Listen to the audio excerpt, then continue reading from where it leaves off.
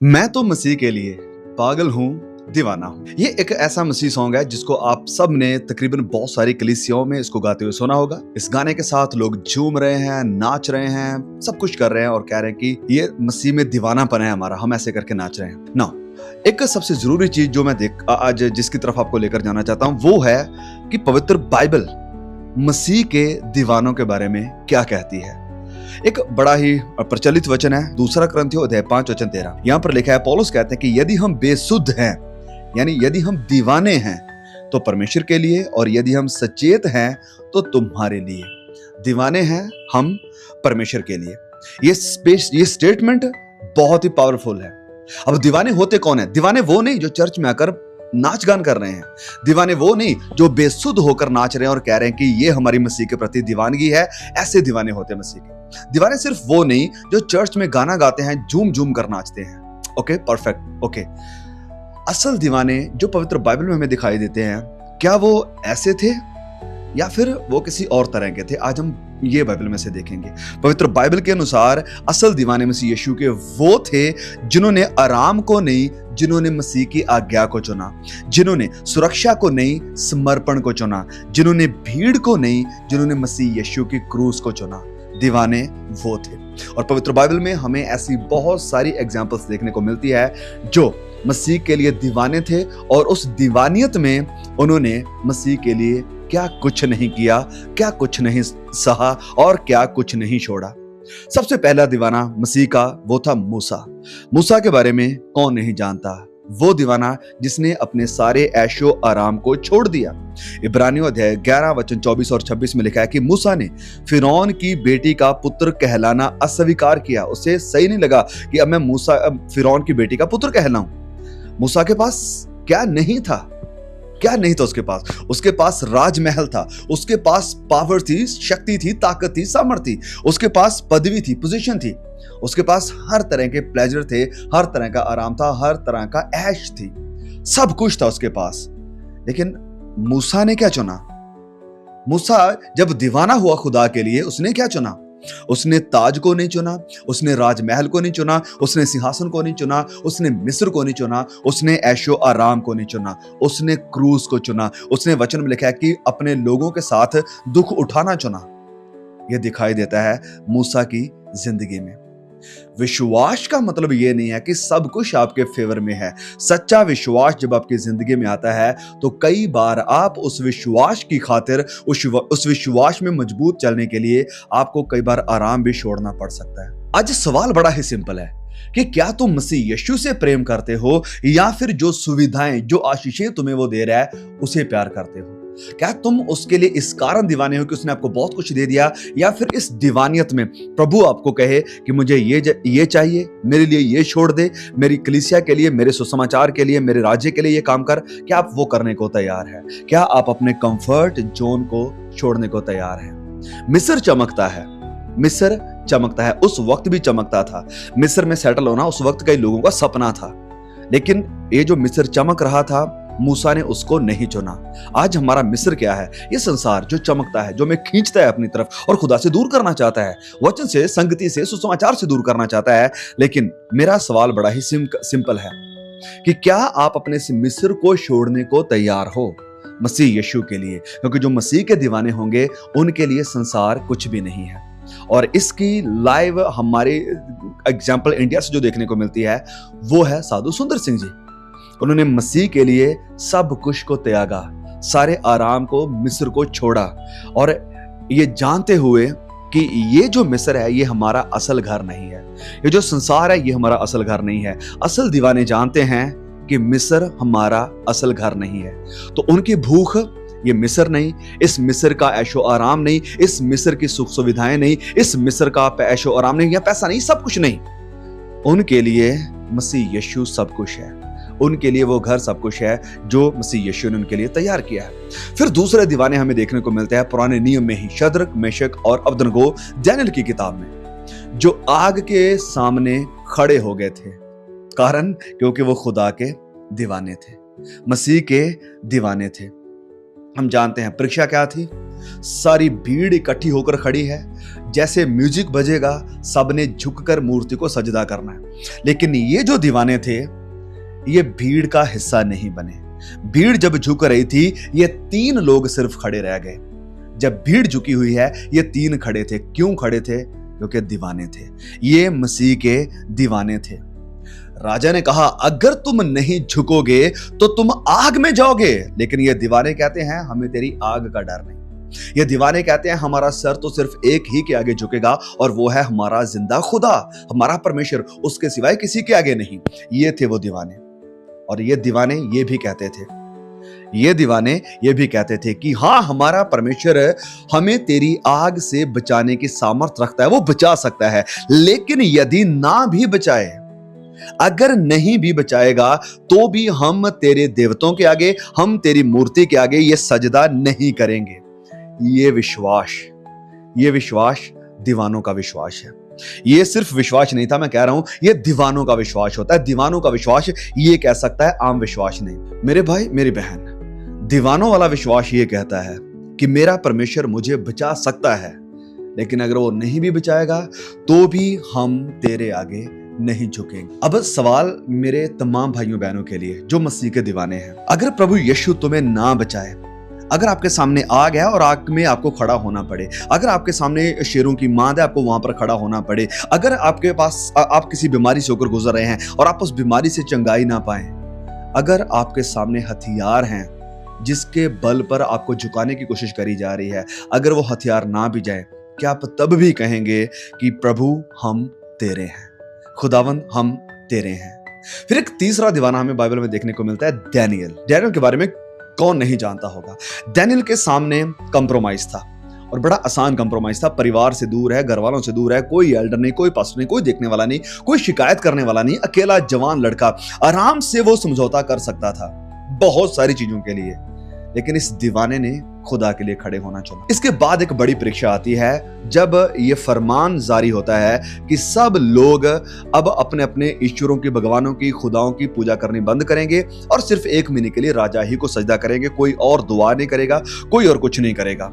लेकिन ये दीवाना कहता है ये कैसे हो सकता है कि हम अपने प्रभु की पूजा बंद कर दें, हम अपने खुदा के घर में जाना बंद कर दें, हम दुआ करने बंद कर दें? ऐसा तो नहीं होगा, प्रेयर बंद नहीं होगी।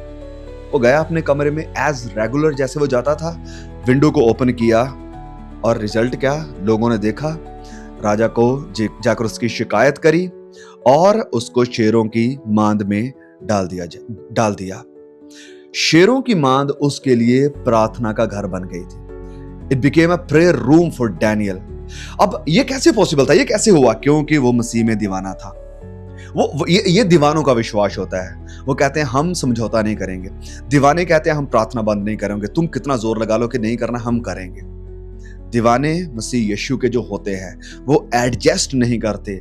मसीह के दीवाने खड़े हो जाते हैं, हालातों के खिलाफ खड़े हो जाते हैं। मसीह के दीवाने खड़े हो जाते हैं विरोध के खिलाफ, कंप्रोमाइज के खिलाफ। आज चर्च में शेर नहीं है लेकिन डर है, लेकिन मजाक उड़ाया जाना है, लेकिन हमारे सामने धमकियां हैं, हमारे सामने बहुत कुछ है। लेकिन जो मसीह के दीवाने हैं वो शेरों के आगे नहीं झुकते, वो दुनिया के आगे नहीं झुकते। अगर वो झुकते हैं तो अपने घुटनों पर दुआ में झुकते हैं, सिर्फ अपने खुदा के आगे झुकते हैं। फिर एक और बड़ा दीवाना नए नियम में हमें देखने को मिलता है और वो दीवाना है संत पौलुस। संत पौलुस को जब हम बाइबल में देखते हैं, क्या नहीं था उसके पास? उसके पास भी सब तरह के आराम थे, उसके पास पावर थी, उसके पास पोजीशन थी, पदवी थी, उसके अधीन बहुत सारे लोग काम कर रहे थे। He was living a quite good life। वो बहुत अच्छी जिंदगी गुजार रहा था, सब कुछ बढ़िया था उसके लिए।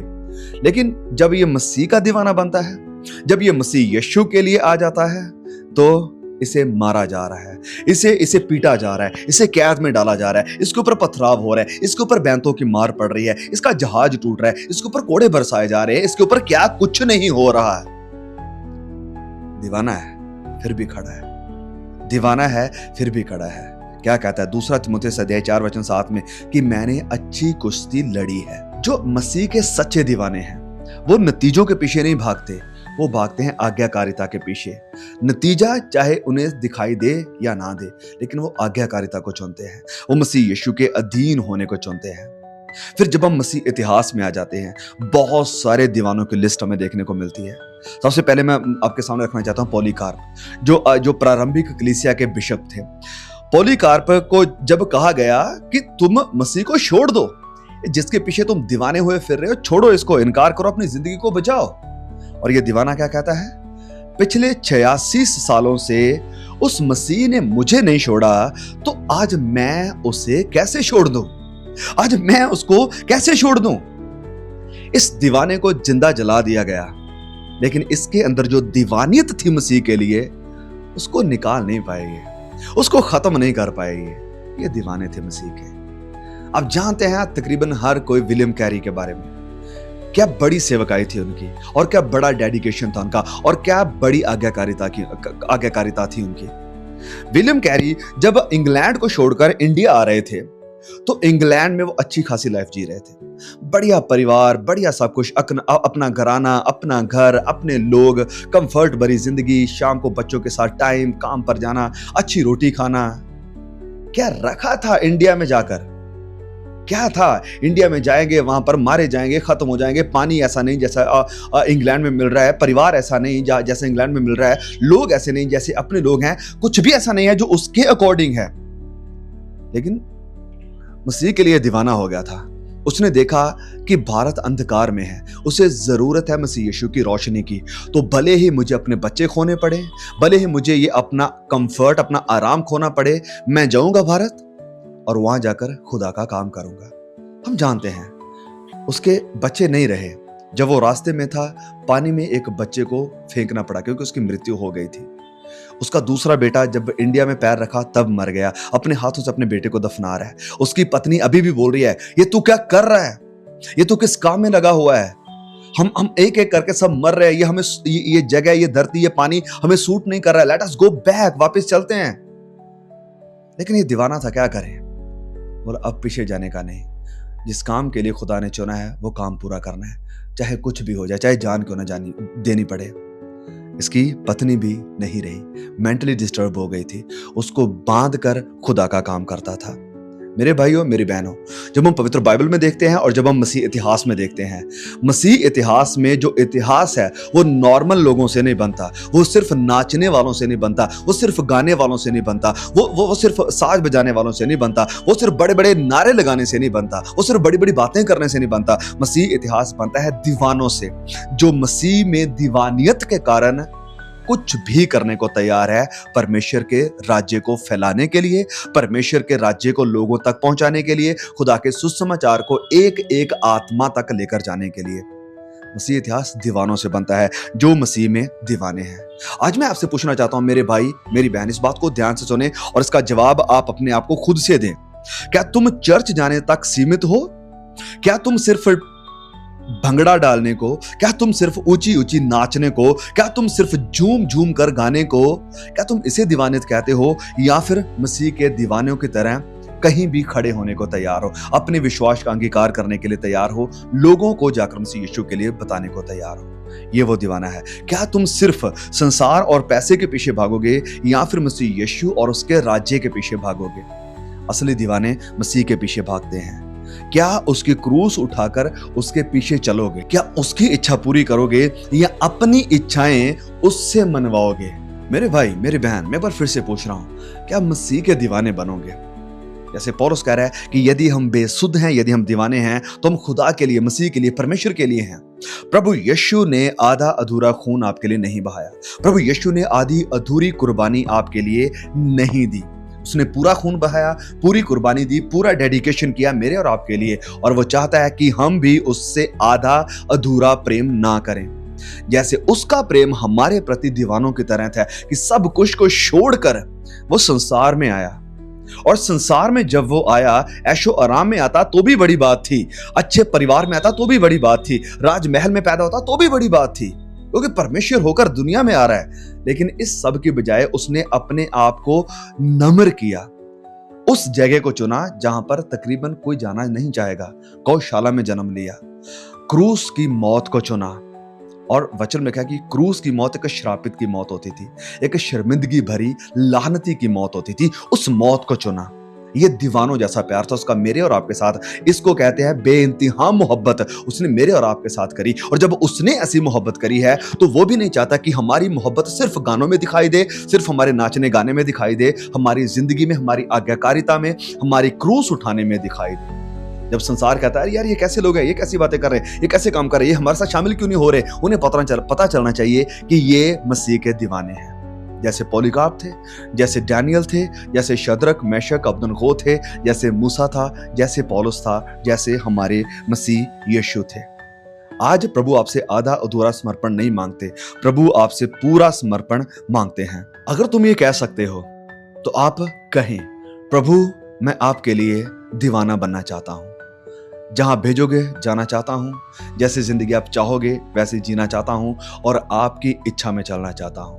नीचे कमेंट करके कहें, यीशु मैं आपका दीवाना हूं। खुदा इस मैसेज के दौरान आपको बहुत ब्लेस करे। प्लीज मेरी रिक्वेस्ट है आपसे, इसे अपने तक ना रखें और भाई बहनों तक पहुंचाएं, शेयर करें। और भाई बहनों तक मैं आपसे दोबारा फिर मिलूंगा किसी और मैसेज के साथ। तब तक के लिए खुदा मुझे, आपको, हम सबको संभाल कर रखे। आमीन। Praise the Lord.